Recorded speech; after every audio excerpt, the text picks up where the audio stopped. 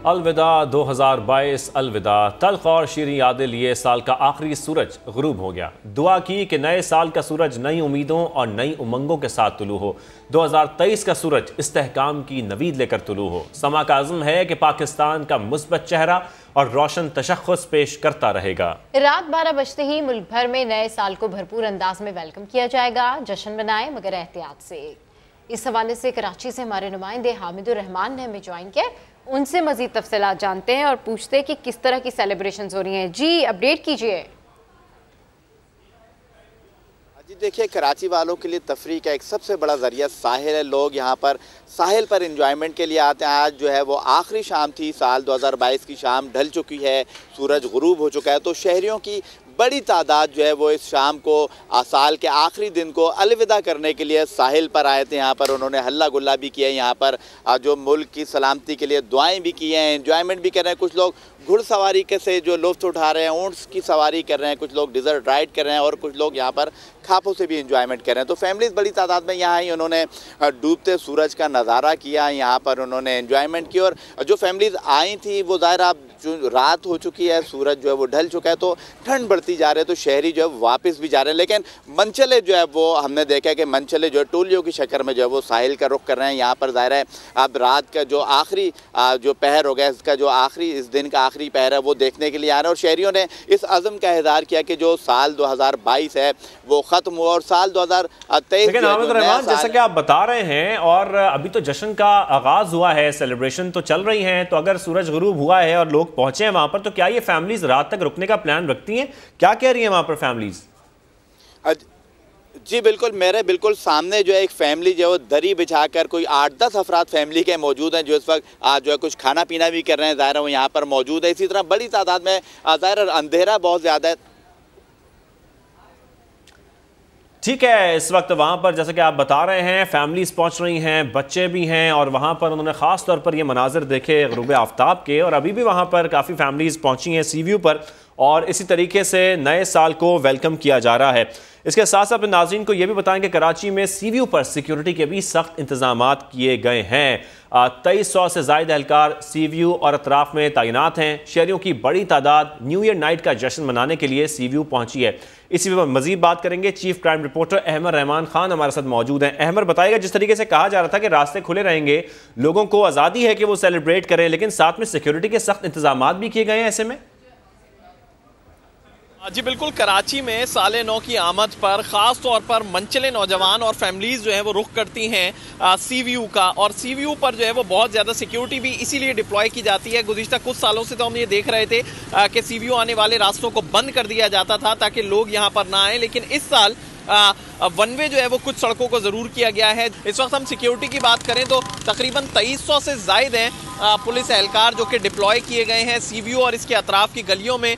Traffic की रवानी को मुसलसल बहाल रखने के लिए ट्रैफिक पुलिस के एहलकार यहाँ पर बड़ी तादाद में डिप्लॉय हैं। पुलिस का एक कैंप जो है वो सी व्यू पे लगाया जा रहा है, इसलिए सिक्योरिटी के इंतजाम भी बड़े पैमाने पर किए गए हैं। जी, तो जैसे कि अहमद बता रहे हैं, सी व्यू आने और जाने वाले तमाम रास्ते खुले हैं। साथ में ट्रैफिक पुलिस एहलकारों की भी बड़ी तादाद है जो कि तैनात की गई है और सख्त सिक्योरिटी इंतजाम किए गए हैं।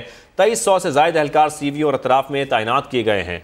बिल्कुल, और 2022 का आखिरी दिन यादगार बनाने के लिए घरों में भी तैयारियां जारी हैं। लाहौर का रिहायशी नौबयाता जोड़ा साल के आखिरी रोज सालगिरह का केक काट कर इन लम्हात को यादगार भी बना रहा है। इसी पर मजीद बता रही हैं हमें आयशा अता भी, लेकिन हम आपको दिखा भी रहे हैं। सेलिब्रेट करने का मौका है, मुख्तलिफ हम देख रहे हैं तरीक़ों से सेलिब्रेट किया जा रहा है और ख़ास तौर पर जो अभी हम आपको मनाज़िर दिखा रहे हैं 2022 का आखिरी दिन यादगार बनाया जा रहा है इस तरीके से कि लाहौर का रिहायशी नौबयाता जोड़ा साल के आखिरी रोज़ सालगिरह का केक भी काट रहे हैं और साथ में 2022 को अलविदा भी कह रहे हैं और नए साल के आगाज़ में नेक तमन्नाओं का, नई उम्मीदों का जो है वो अज़म भी कर रहे हैं, नेक ख्वाहिशात का इज़हार भी कर रहे हैं। बिल्कुल शाज़िब, हम देख सकते हैं कि ये कपल है और डेफिनेटली ये सेलिब्रेट कर रहे हैं। ये गुरूब आफ्ताब के वक्त भी ऑब्वियसली इन्होंने कई दुआएं की होंगी और अब ये नए साल का जो सूरज है उसके लिए भी ये होपफुल होंगे कि जो नया साल आए वो भी इनके लिए खुशियां लेकर आए।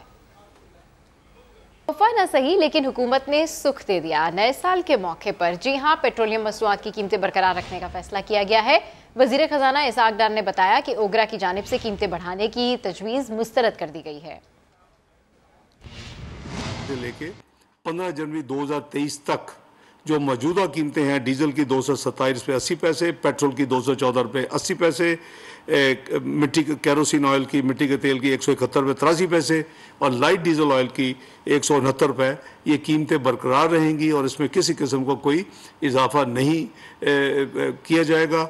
और ये ऑब्वियसली वज़ीर आज़म की हदायत के ऊपर और मद्देनज़र रखते हुए कि ये बहुत सर्द मौसम है और जनवरी का महीना भी काफ़ी सर्द होता है और ये जो लाइट डीजल ऑयल जो गरीब तरीन लोगों जो ट्यूबवेल्स के लिए इस्तेमाल करते हैं और जो मिट्टी का तेल है वो कम तरीन आमदनी वाले लोगों के इस्तेमाल में है, तो इन तमाम चीज़ों को मद्देनज़र रखते हुए फैसला किया गया है। वज़ीर आला सिंध मुराद अली शाह ने नए साल के मौके पर कराची में मोटरसाइकिल की डबल सवारी पर आयद पाबंदी ख़त्म कर दी है। वज़ीर आला सिंध ने एक बयान में कहा कि उम्मीद है नौजवान डबल सवारी पर पाबंदी के खात्मे का एहतराम करेंगे। नए साल की खुशियाँ एहतराम और इज्जत के साथ मनाएंगे। उम्मीद है कोई नौजवान वन व्हीलिंग या असलहे की नुमाइश भी नहीं करेगा। मुराद अली शाह ने कहा, उम्मीद है नया साल सैलाब मुतासरीन की बहाली, जमहूरियत, मईशत की मजबूती का साल होगा। खैबर पख्तूनख्वा में तहरीक इंसाफ के इक़्तिदार का आखिरी साल, PTI की अवामी मकबूलियत में कमी आई, तब्दीली सरकार को किन नाकामियों का सामना करना पड़ा, ये देखते हैं सज्जाद हैदर की रिपोर्ट में। खैबर पख्तूनख्वा तहरीक इंसाफ का मजबूत किला, 2 बार हुक्मरानी का एजाज, 2/3 अक्सरियत के बावजूद रवा साल तब्दीली सरकार को करना पड़ा नाकामियों का सामना। फरवरी में पहला धचका लगा बल्दियाती इंतखाबात में नाकामी की सूरत में। मरकज में हुकूमत तब्दील हुई तो PTI को सूबे में खोना पड़ा गवर्नर का ओहदा भी। कप्तान ने 25 मई को वफाक पर चढ़ाई का मंसूबा बनाया, लेकिन इन्हें अपने ही होम ग्राउंड पर मुंह की खानी पड़ी। अगस्त में तबाकुन सैलाब और फिर बदअमनी के आसेब ने पंजे गाड़े, लेकिन तब्दीली सरकार मगन रही सियासत के खेल में। अवाम की मायूसी बढ़ी तो तब्दीली सरकार के लिए सरकारी वसाइल के इस्तेमाल के बावजूद कप्तान के जलसों के पंडाल का भरना भी हुआ महाल।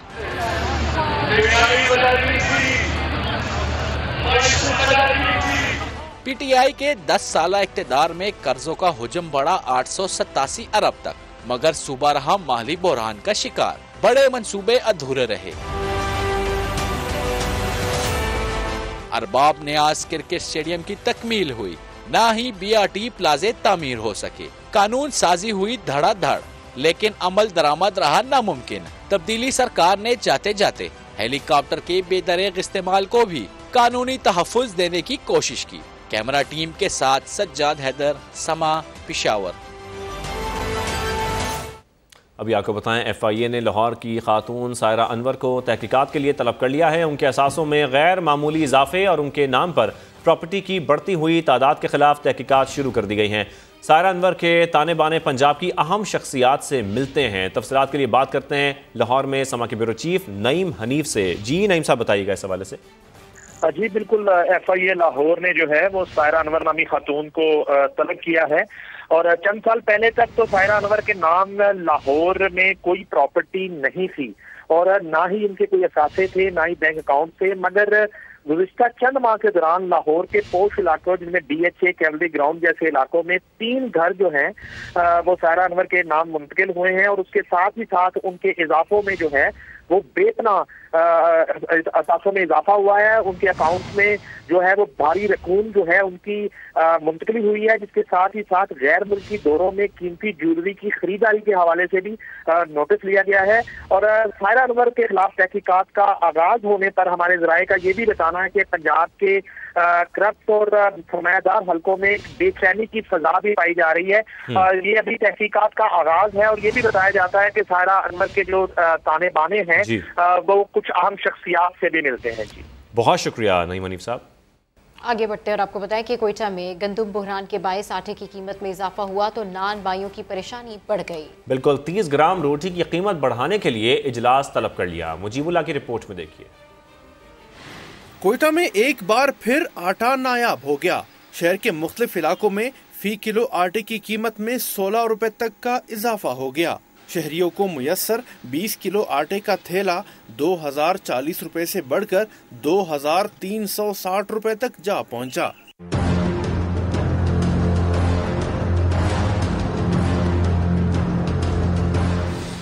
आटे के बहरान से नान बायान भी शदीद परेशान हैं। कहते हैं महंगाई के इस दौर में कारोबार चलाना नामुमकिन हो गया। 300 ग्राम 30 रुपये पे हमें दिया गया था, उस टाइम 10,500-11 हज़ार रुपया बोरी था। अब जो 13,000 रुपया बोरी है, अभी वही रेट चल रहा है। इतवार के दिन पर हम लोगों का तंदूर का जो कमेटी अरकान है वो बुलाए हुए हैं, तो इतवार को इंशाल्लाह आइंदा का अमल हम लोग तय करेंगे। फ्लोर मिल्स मालिकान ने इंदिया दिया। बलूचिस्तान हुकूमत ने जल्द पंजाब, सिंध और Pakistan agricultural storage and services corporation से रुजू करके गंदम का बंदोबस्त ना किया तो डिमांड के मुताबिक सप्लाई ना होने से कीमतें मजीद बढ़ सकती हैं। कैमरामैन शहजाद अनवर के साथ मुजीबुल्लाह, समा, कोयटा। कहते हैं वजूद ज़न से तस्वीर कायनात में रंग है और इसको मजीद निखारता है सजना सवरना। इस शौक की तकमील में फैसलाबादी कुड़ियों ने रवा साल कितना पैसा बहाया, ये बता रहे हैं रिदा सिंधु अपनी इस रिपोर्ट में। बनाओ सिंगार तो हर लड़की की ख्वाहिश होती है, इस पर जितना भी पैसा खर्च किया जाए कम ही होता है। साल 2022 में फैसलाबादी कुड़ियों ने मेकअप और ड्रेसेस पर कितना पैसा उड़ाया, इन्हीं से जानते हैं। हमें हर इवेंट्स पे जो है वो नए जोड़े खरीदने पड़ते हैं और कैलकुलेशंस आई थिंक सो हम नहीं कर सकते, काउंटलेस। जितने 2020 में बनाए थे उतने ही 2022 में बनाए। अच्छा मेकअप लिया जाए तो एक बार में like 3 to 4 items, it's around 15,000। बहुत ज़्यादा। जोड़ा ईद की खुशी की तरह होता है, महीने में 5-6 खरीद ही लेती हूँ। ड्रेसेस के अलावा मेकअप ही तो एक चीज़ है, तो बंदा आते जाते खरीदता रहता है। मेकअप की तो शॉपिंग में हर महीने बहुत ज़्यादा करती हूँ। सैलरी आती है तो भी हम मेकअप का सोचते हैं कि मेकअप लेना है। मुझे मेकअप का बहुत ज़्यादा क्रेज़ है। नॉर्मली करें तो मतलब 40 से 50 लग जाते हैं और अगर वेडिंग सीज़न जा रहा है तो 1 लाख से ऊपर चला जाता है। ये जोड़े ही जोड़े खरीदे हैं, महीने के 3-4 तो ऐसे ही बनते हैं ना, तो आप इससे हिसाब लगा लें साल में कितने हो गए होंगे।